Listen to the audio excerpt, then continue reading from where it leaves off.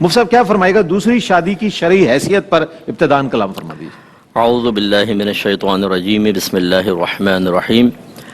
دیکھیں، دوسری شادی کی دو شرعی حیثیت ہوتی ہیں۔ ایک صورت میں یہ بالکل جائز، مستحب اور باعث بلندی درجات ہے، اور دوسری صورت میں یہ ناجائز ہے اور آخرت میں گرفت کا سبب بھی بن سکتی ہے۔ اس پہ دلیل یہ ہے، اللہ تعالیٰ نے ارشاد فرمایا کہ فَانكِحُوا مَا طَابَ لَكُم مِّنَ النِّسَاءِ مَثْنَىٰ وَثُلَاثَ وَرُبَاعَ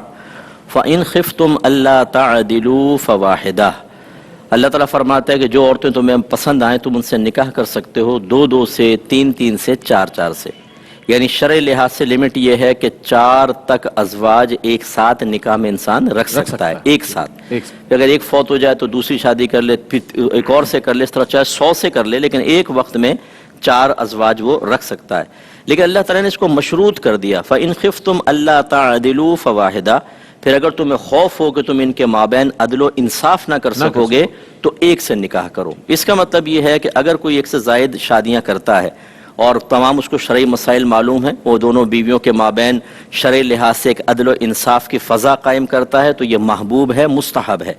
نبی کریم صلی اللہ علیہ وسلم نے اللہ کی اجازت سے، حکم سے ایک سے زیادہ شادی فرمائی۔ اکثر صحابہ کرام کی زیادہ شادیاں تھیں، اور اس زمانے میں اگر شادی نہیں تھی تو کنیزوں کا تصور تھا، ان سے جسمانی تعلق قائم کر کے جو بچہ پیدا ہوتا اس کا نسب آقا سے ثابت ہوا کرتا تھا۔ ایسی صورت میں چونکہ ایک عورت کو پروٹیکشن حاصل ہوتی ہے،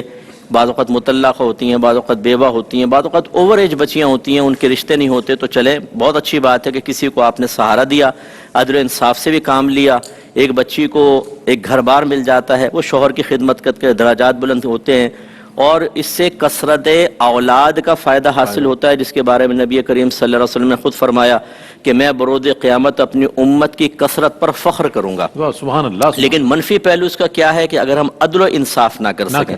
بعض اوقات جوش میں آ کے دوسری شادی کر لیتے ہیں، پھر وہ پہلی والی زوجہ تلواریں نکال کے اپنے بھائیوں کو لے کر آ جاتی ہے، خاندان والے پریشر ڈالتے ہیں کہ بھئی ہمیں تو امید نہیں تھی تم ایسے گھننے نکلو گے، کیونکہ وہ مطلب یہ کہ ویسے تو سب کے سامنے سیٹ چل رہا ہوتا ہے لیکن اس کا کہیں اور بھی مسائل چل رہے ہوتے ہیں۔ اب وہ گھر والوں کی یہ غیر متوقع صورتحال ہوتی ہے کہ سنا تو تھا دوسرے شادی کر لی اس نے بھی کر لی، اب اس میں ہوتا ہے کہ پریشر ڈالتے ہیں۔ پھر یہ جو ایک ٹارزن بھائی ہوتا ہے ہمارا کہ جو پہلے بڑا چوڑا ہو کے اس کو وعدے کرتا ہے، کیونکہ اس منزل تک پہنچنے کے لیے بہت سارے پل صراط پار کرنے پڑتے ہیں، وعدے، ارادے اور استحکام اور ہمت اور حوصلہ اور جرأت۔ اس کے بعد جب وہ شادی ہو جاتی ہے پھر وہ پیغام دیتا ہے، بھئی میں اپنی پہلی بیوی کو ناراض نہیں کر سکتا، میرے بچے مجھ سے ناراض ہو رہے ہیں، میرے تمام کے تمام برادر ان لا سیاسی پارٹیوں کے اندر ہیں، مجھ پہ پرچہ کٹوا دیں گے، FIR 50-60 بلوچستان کی وہ مچھر جیل ہے پتہ نہیں کون سی، اس میں ڈلوا دیں گے مجھے، میرے لیے مسائل ہو جائیں گے، اس لیے میں تو نہیں آ رہا ہوں۔ اب وہ معطل چھوڑ دیتا ہے۔ کتنی بچیاں پھر ہم سے رابطہ کرتی ہیں، وہ صاحب ایسا ہوا۔ پہلے تو ہم بچیوں سے کہتے ہیں جب آپ کو پتہ تھا کہ وہ شادی شدہ ہیں اور اس میں ڈس بیلنس انسان ہو سکتا ہے، ماحول ہو سکتا ہے، تو آپ نہ کرتی ہیں، آپ کوئی اور کرتی ہیں، لیکن چلیں آپ کو بھی شرعی حق حاصل ہے تو آپ صبر کریں۔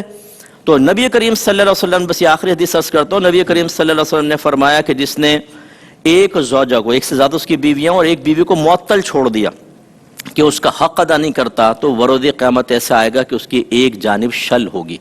یعنی فالج زدہ ہوگی۔ اس لیے دوسری شادی کرنا کوئی برا کام نہیں ہے۔ اور اس میں ضمناً بس آخری بات یہ عرض کر دیتا ہوں، چونکہ اللہ تعالیٰ نے اس آیت میں مطلقاً حکم دیا مردوں کو مخاطب کر کے کہ تم 2، 3، 4 شادی کر سکتے ہو، تو اس میں یہ یاد رکھیں کہ پہلی زوجہ سے اجازت لینے کی کوئی ضرورت نہیں ہے۔ ہاں، اگرچہ یہ مستحب وہ بنایا جاتا ہے مستحب، تو شادی نہیں، نکاح ہی نہیں ہوا، نہیں، یہ غلط ہے۔ اگرچہ یہ افضل ہے کہ وہ لائف پارٹنر ہوتی ہے، اس نے اپنے آپ کو آپ کے حوالے کیا ہو تو اس کو اعتماد میں لے لیں۔ اس میں ضمناً ایک سوال اور کہ حکومت کی طرف سے بھی کچھ کنڈیشن لگائی گئی ہیں کہ سنا ہے کہ اب وہ ایک اس طرح کا قانون بنا دیا گیا کہ پہلے والی اجازت دے گی تو دوسرے شادی کر سکتا، ورنہ گرفتار ہو جائے گا بندہ، اس پر پرچہ ہو جائے گا۔ کیا فرمائیے، ایسی بھی کوئی کنڈیشن؟ دیکھیں، اس میں صورتحال یہ ہوتی ہے کہ اگر لوگ عدم توازن کا شکار ہوں